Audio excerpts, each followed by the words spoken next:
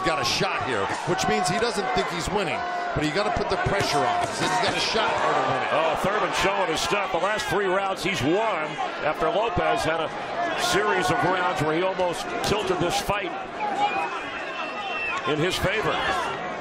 But ahead is the champ. The challenger needs to deliver.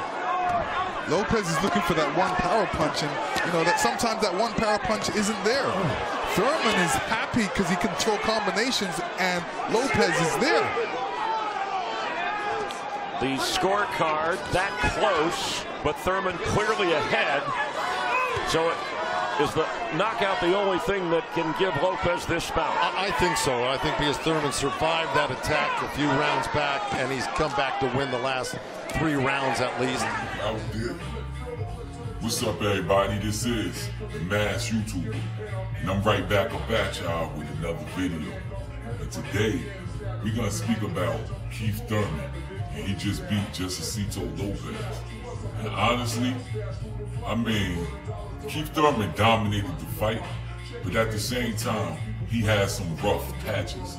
There were patches out there where I thought Keith Thurman was going down. And I am kind of disappointed. I went into the fight believing that Keith Thurman was going to dominate this fight.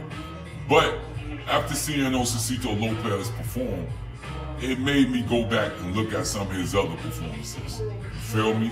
And I looked at the fight that he had with Canelo, and we all know that Canelo knocked him out. I believe that that fight was stopped a little too short.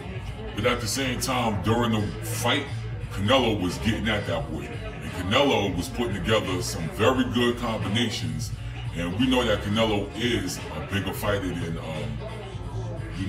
Keith Thurman. So I ain't gonna really hold that against him. But what I will hold against him is the fact that Canelo really did put together some good combinations, and he showed a lot of skill beating Narcissist Lopez. But I will say that Lopez was not completely dominated in that fight. He landed some pretty good punches, and he showed some strength and competitiveness against Canelo Alvarez. I also went back and looked at his fight with Andre Berto, and that's another case where he was doing some excellent work against Andre Berto. Berto caught him and ultimately stopped him, but he did perform in a very good way. So Narcissist Lopez is a guy who has a few losses, but at the same time, he's gonna fight you tough. And he went out and did do the same thing with Keith Thurman. Keith Thurman got hurt, and this isn't the first time that we've seen Keith Thurman hurt in fights. You understand, Keith Thurman has been hurt in a couple other fights. But what we can say about Keith Thurman is the fact that when you do hurt him, you're gonna have to try to put a lot of hurt on this man, because it's not gonna be easy getting him up out of here, you feel me? But, you know, I'm gonna say, I told everybody to wait to see how he's gonna perform in this fight, to see how he perform against the rest of the big guys in the division. And I will say, after watching that fight, I do not think Keith Thurman beats the likes of Sean Porter. I do not think he beats Danny Garcia. Also, I definitely don't think he beat Errol Spence. And I don't think he beats Terrence Crawford. I say this because in his first 2 fights with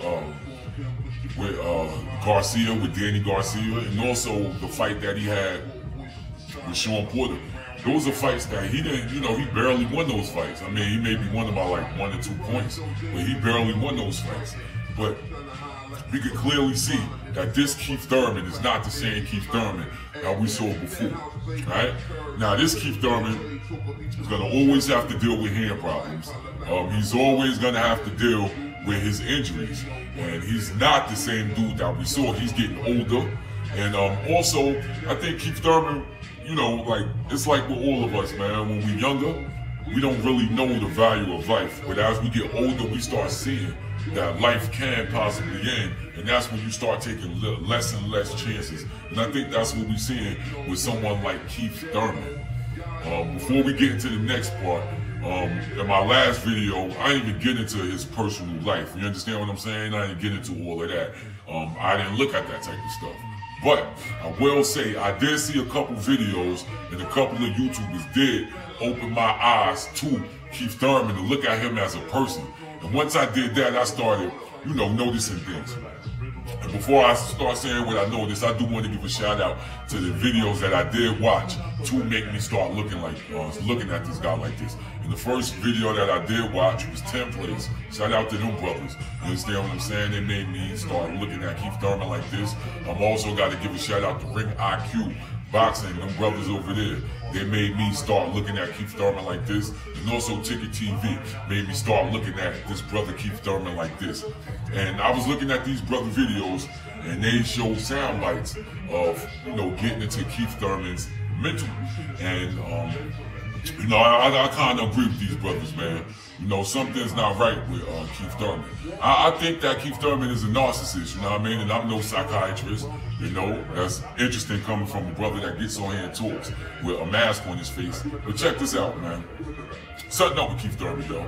You know what I mean? From the fact that, you know, he got this whole thing confused, man. And I think some entertainers do get it confused, like the narcissistic ones get it confused. Like, they can't separate themselves from the service that they provide. So we could look at someone like an actor, let's say Eddie Murphy, someone like this. Eddie Murphy could think that, you know what I mean, it's him that the people fall in love with, Eddie Murphy as a person and his unique experiences in life that they fell in love with. Or he could just realize that that's not what they're falling in love with. They're falling in love with the service that you provide. And I think that that's where Keith Thurman is getting this thing confused. He thinks that, you know, he's the special one, when the people don't give a damn about you personally. What they care about is your boxing and what you're going to do in the ring. So you could be the same exact person and bring the same attributes, but at the same time, if you're not winning, people are not going to care about you. You understand what I'm saying? And I think that this is what Keith Thurman needs to understand. When you hear someone go on TV and tell the fans that they're putting he's putting his body up, like he's sacrificing his body for us. That's crazy. You understand? Because it's a two-way street. You're not just sacrificing your body, you're sacrificing your body for your benefit also. And we don't have to watch you. It's your entertainment that you're providing. You understand what I'm saying? It's like he said, he doesn't owe us anything, but by that same token, we don't owe you anything. So, you know, I look at that, I heard an interview where this brother was speaking about himself in third person, you know? So that kind of get me to start looking back at people who speak about themselves in third person. And, you know, it's not just one sign that you can look at and be like, oh, this person is a narcissist. But when you start putting two and two together and this, that, and the third together, you start seeing certain things about this person. You know what I mean? So Keith Thurman is a person who thinks that he is the shit. And, you know, I don't know how much he thinks that the public, you know what I mean, who he attributes the public to his success when it is the public who's actually lining your pockets. Because if we don't want to watch you, son, you ain't getting no type of money. You feel me? And I think that Keith Thurman kind of gets this confused. So with that in the back of my mind, I'll look at his fights to try to see what type of heart he's going to show in the ring. So I will say I don't like his narcissistic ways, but he does show heart in the ring, man. You know what I mean? I looked at the times where things got tough for him, and his fighting style may be to turn and run at certain times, but he is going to show that fire, and he is showing the fire when people attack him. He's not just sitting back and laying down. He is going back at you and also, you know, trying to fight. So when I look at that in Keith Thurman, I will say that he does have heart in the ring. But again, I'll reiterate, I don't like his narcissistic ways and also his ducking ways. And to this point, you understand what I'm saying? I never really went into it because I don't really get into that ducking this and ducking that, because I believe that you can duck someone for years. One of my favorite fighters, Canelo Alvarez, I would say that he took 2016 and the beginning of 2017 to duck Triple G. I mean, when you look at his career, damn near every fight that Canelo Alvarez had made sense up until he beat Miguel Cotto. Then after that, I believe he fought Liam Smith. He also had another throwaway fight against Kirkland, one of them dudes or whatever. Then he went up to 160, fought Julio Cesar Chavez, and then he fought Triple G. So he was basically pussyfooting around for like a year before he fought Triple G. But we all forgot about that after he fought Triple G 2 times and actually got a draw and a win. So that's what I'm saying about Keith Thurman. I'm not gonna shit on him too hard for ducking, which I think, you know, not too many of us can say that he's not doing. I ain't gonna shit on him too much because, I mean, he could fight him in a couple of fights. You know what I mean? He's talking about fighting Manny Pacquiao, which I can't fault him for. That is the fight that's the golden ticket. I believe that most fighters do want that fight.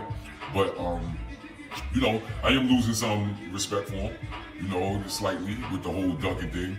But, you know, he can't make us all forget that if he does the right thing and takes that fight, you know, either next or a couple fights after that. You understand what I'm saying? But we should see, and, you know, I'm not accepting anything less. I do want to see him fight either Terrence Crawford or Errol Spence. Y'all understand?